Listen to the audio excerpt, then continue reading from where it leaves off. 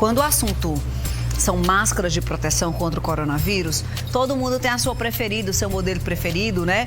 Mas é quase certo que as de tecido se tornaram mais comuns no nosso dia a dia, não é verdade? A questão é que muita gente tem deixado os cuidados com as máscaras de lado e muitas vezes, pensando só na economia, não faz opção pela máscara descartável ou profissional. E aí, pelo mundo, nas últimas semanas, alguns países têm recomendado e até mesmo exigido o uso de máscaras profissionais. E aí surgiu aquela dúvida, meu Deus, e agora? A gente chama para essa conversa, por chamada de vídeo, a enfermeira controladora de infecções, a Elida Rodrigues. Oi, Elida, boa tarde. Oi, Fernandinha, boa tarde. Tudo bom?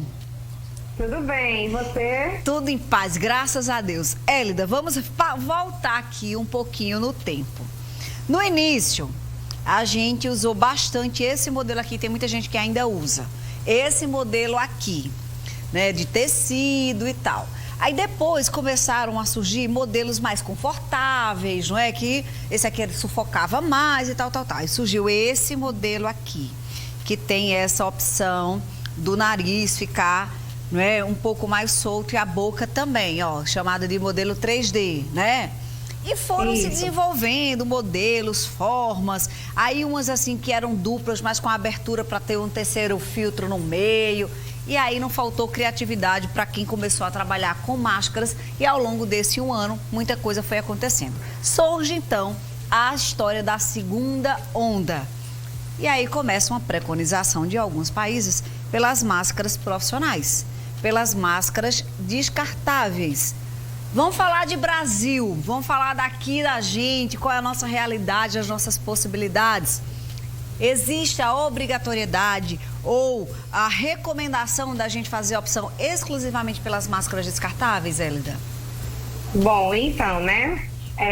Boa tarde a todos os telespectadores. Muito obrigada mais uma vez, Fernanda, e toda a produção pelo convite, certo? Falando sobre as máscaras, é importante a gente lembrar que as máscaras cirúrgicas descartáveis, elas ficam para os profissionais de saúde, certo? Para a população em geral, é recomendado a Vigilância Sanitária Nacional, o CDC, que é um órgão regulamentador, né, de um outro país, mas que a Anvisa ela segue as normas do CDC. Eles recomendam que toda a população em geral utilize-se de máscaras de tecido. Eles desencorajam fortemente o uso das máscaras cirúrgicas pela população em geral. As máscaras cirúrgicas, elas ficam para os profissionais de saúde.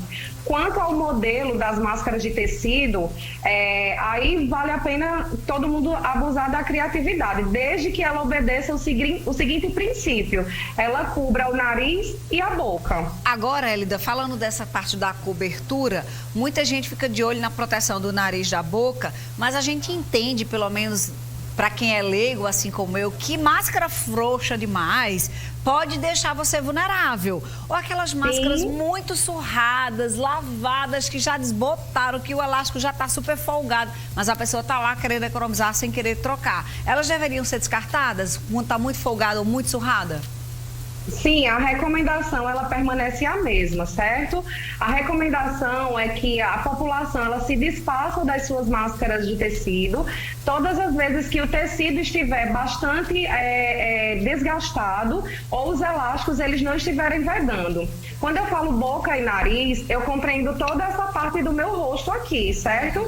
Porque se eu tenho a lateral bastante frouxa, bastante exposta, aberta, eu fico vulnerável também ao vírus, já que a transmissibilidade ela se dá através das gotículas respiratórias.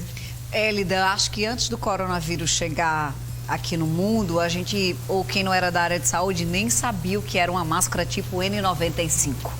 Depois do coronavírus, a gente começou a entender que são as máscaras de N95.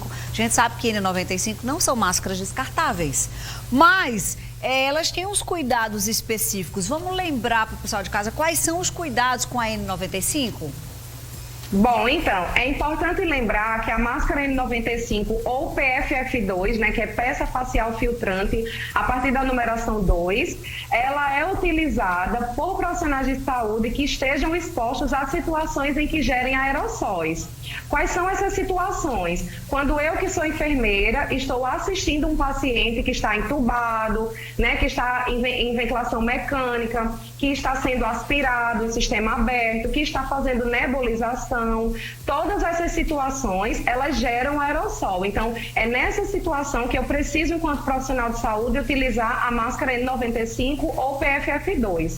Ocorre que 2 países da Europa, eles estão recomendando fortemente que a população em geral, inclusive em um deles se tornou até obrigatório, que a população utilize-se de máscaras N95 por causa da mutação, né, do SARS-CoV-2 ou novo coronavírus. Então, aqui no país, essa evidência ela é fortemente derrubada e desencorajada. O vírus e todas as suas mutações, eles se transmitem através das gotículas respiratórias, certo? E quando é que eu gero gotículas? Quando eu estou falando, quando eu estou tossindo, quando eu estou espirrando. As gotículas, diferente dos aerossóis, elas têm um peso maior. Então, a minha gotícula, quando eu estou falando, ela só atinge até 1,5 metro, no máximo 2 metros, né? Já os aerossóis, por serem mais leves, eles se propagam pelo ar. Então, não tem razão da população utilizar máscaras N95, certo? Porque elas são eficazes em situações que são geradas aerossóis. E se a gente começa a utilizar essas máscaras e os artigos que são voltados para os profissionais de saúde, corre o risco, inclusive, de faltar para a equipe de saúde na hora de trabalhar, né? Isso foi um grande problema no início disso tudo, né? Todo mundo comprando caixas e caixas, faltou, foi aquela, inclusive mudou muito o preço, né? Que era muito mais acessível, hoje está bem mais caro, aquela velha história da lei da oferta e da procura.